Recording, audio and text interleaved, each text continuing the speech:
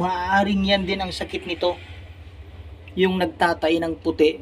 Katulad din ito sa aking mga manok siguro, na yan o, numinipis na yung kanyang mga paa. Magandang buhay mga boss. February na ngayon, 2024. At nagkaroon tayo ng isang napakagandang gift sa araw na to. Kahit pa napaka-hectic yung schedule natin kaninang umaga, napaka-demanding, kumbaga. Papasilip ko sa inyo ngayon yung na-rescue ng ating isang katrabahong Nepali na falcon. Yan mga boss, oh. Parang may sakit siya. Bali ano daw, nakita daw niya na tinatahulan ng mga aso, dalawang aso dun sa labas. Ngayon, nung syempre inusisa niya at muntik na ngang sakmalin ng aso itong ibon na to. Yan po, oh. Ito po ay isang peregrine falcon. Ayon sa itsura mga boss, kasi hindi naman ako eksperto sa falcon. Nakikita ko ito sa mga sa mga local katari na may mga ganito sila. At sa tingin ko sa falcon na to, kaya nila ito nahuli dahil hindi ito basta-basta nahahawakan pagka hindi kanya amo. Pero nahawakan niya, kaya siguro tong falcon na to ay mayroong dinaramdam. Yan siya, oh. Nagaganyan siya. At saka sa tingin ko, bago yung kanyang mga balahibo. So naglulugon pa lang, inilagay namin dyan. At yan, iling-iling siya. Kinapa ko yung butsi niya. Wala talagang kalaman-laman mga boss. Dahil nga ito siguro ay alaga, sanay sa yung iniaabot na dole out na pagkain. Kaya baka accidentally nakawala ito at hindi na nakabalik.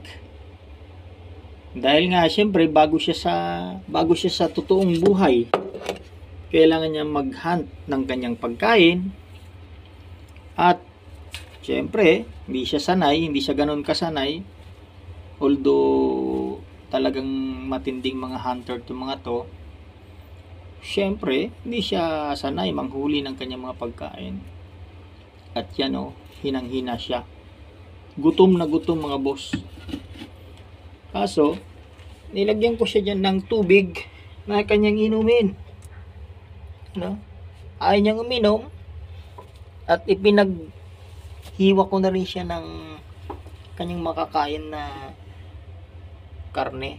Yung chicken breast.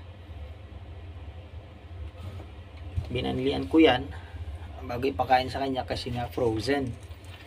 Pero hanggang ngayon hindi pa siya kumakain.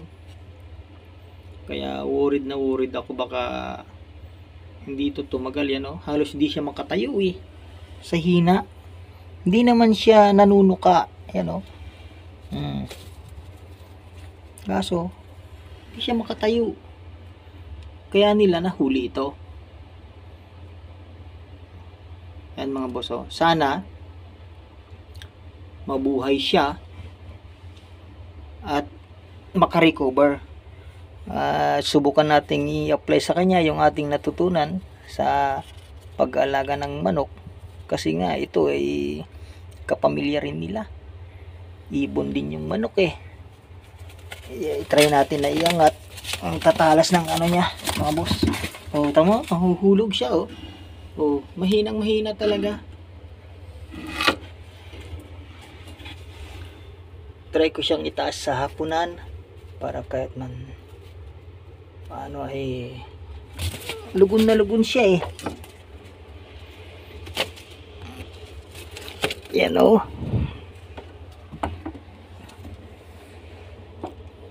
Ayan siya, oh. Tatalas ng kanyang ano, paa. Kuko pala. Hindi siya sanay na ano. Yan, oh. Yan ka, oh. Yan, oh. Lugon na lugon siya. Nagre-recover pa lang yung kanyang mga balahibo. At kung i-assess natin, kumbaga sa mga manok, masakit na masakit ang katawan nito, mga boss. No choice. Wala naman akong ibang gamot dito. Try ko mamayang bumili ng multivitamins dun sa parmasya para sa mga bata, at i-try natin na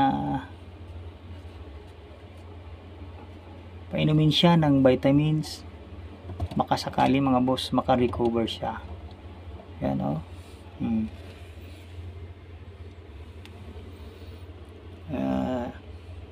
Ito na yung ating bagong asikasuhin ngayon, dahil ngayong mga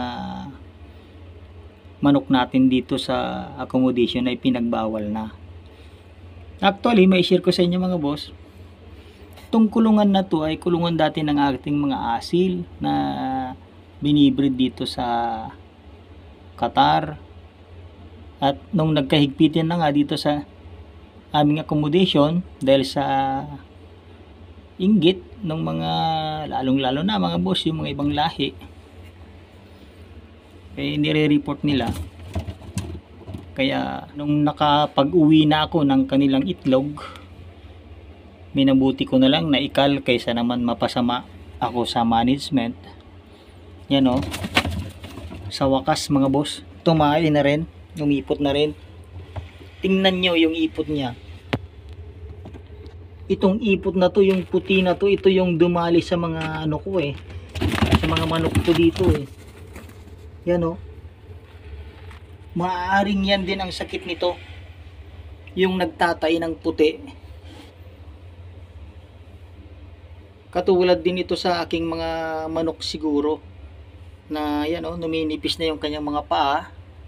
Yan, nakikita nyo, natutuyo na yan, nadidehydrate, hindi na rin siya makakain, kaya siguro ayaw niyang kumain. At sana kahit uminom man lang sana, pero last remedy na lang, subukan kong painumin nung gamot na galing sa Pinas na aking ginagamit dati pag nagtatay ng puti yung aking mga alagang manok dito.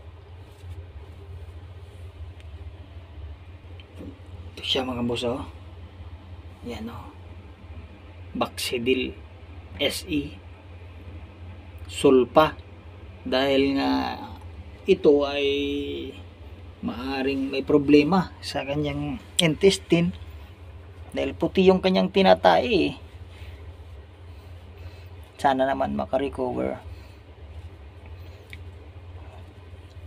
Ayan, o. Try natin supakan ng may pa naman ako dito,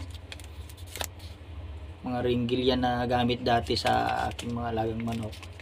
So try ko siya na supakan ng Baxidil XE, baka sakali mga boss makarecover.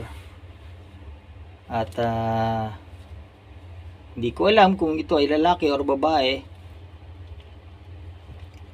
Subukan natin mga boss na painumin itong si Mina. Kaya ngayon, siya na si Mina. Tawagin na natin siyang Mina. Hindi ko siya alam kung babae man siya or lalaki, pero malalaman natin yan kung sakali makarecover. Ipaano natin sa mga expert ng Falcon kung babae ba ito or lalaki. Kuha tayo ng konting Baxidil XE. Yan mga boss, ganyan lang para hindi siya mabigla. Tsaka wala naman tayo ibang vitamins, haluan natin ng natural honey. to natural to.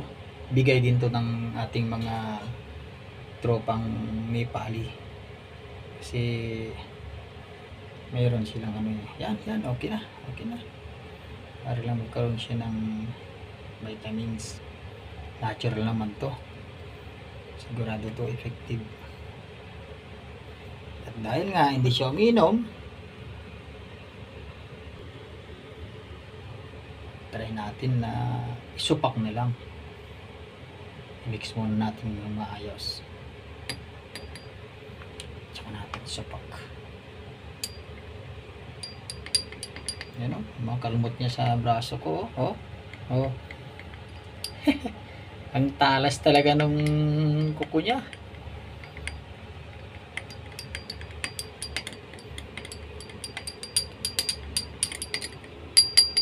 Yan mga boss.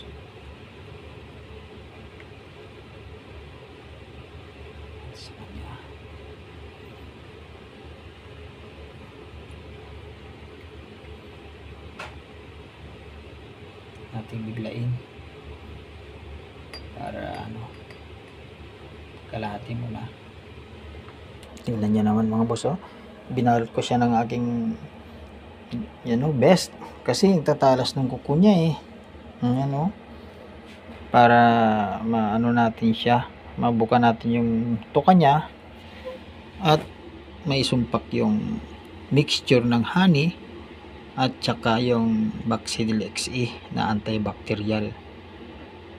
Sana yun ang makagamot sa kanyang dinaramdam. Yan Kainom na siya. Hey. Ayan mo, lalakas ka niyan. Natural yun honey yun tsaka yung may antibacterial kontra sa pagtatay ng puti. Para sa mga manok yun syempre kapamilya mo naman yung mga manok. Makakatulong sa inyo yan. Pag simina mga boss, buhay hanggang bukas ng umaga, mga February 10, sigurado mayroon na tayong pag-asa na maaring makarecover siya at mabuhay. Ayun na. Nailugan niya yung iba. Pero sana makarecover ka.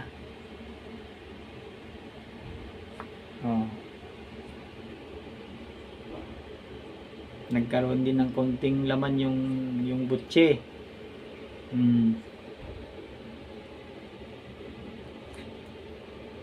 Bago ka lang siguro sa lasa. Sige na. Pasok sa loob. Sige na. Yan ka na. Dapo ka na. Dapo na.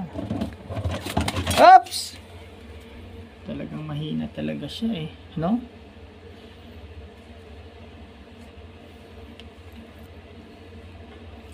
Sana makatulong sa kanya yung honey na yun para lumakas ng konti yung zero kasi talaga yung laman ng butsi niya Hayaan muna natin siya makapagpahinga mga boss. At tingnan natin siya ulit mamayang hapon. For the meantime, kakain na rin muna ako ng tanghalian. Bye for now!